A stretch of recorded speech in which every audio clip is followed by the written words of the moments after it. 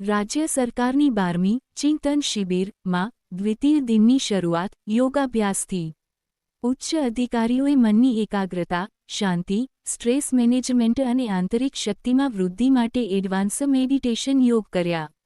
રાજ્ય સરકાર દ્વારા ધરમપુર ખાતે યોજાઈ રહેલી 12મી ચિંતન શિબિર 2025ના દ્વિતીય દિનની શરૂઆત શારીરિક અને માનસિક તંદુરસ્તી પર કેન્દ્રિત યોગસત્રથી થઈ હતી। આશ્રમના પરિસરમાં પ્રાતઃકાળે યોજાયેલા યોગસત્રમાં ઉચ્ચ અધિકારીઓએ સક્રિય ભાગ લીધો હતો અને શ્રીમદ્ રાજચંદ્રજીની વિશાળ પ્રતિમાના સાન્નિધ્યમાં સામૂહિક યોગાભ્યાસ કર્યો હતો।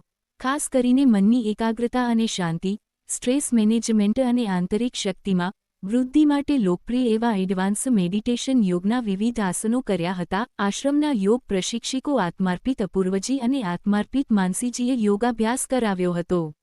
આ ઉપરાંત યોગ પ્રશિક્ષકોએ પરંપરાગત અને આધુનિક યોગ પદ્ધતિઓના સંયોજન રૂપે લાઠી સાથે યોગ અભ્યાસ કરાવ્યો હતો।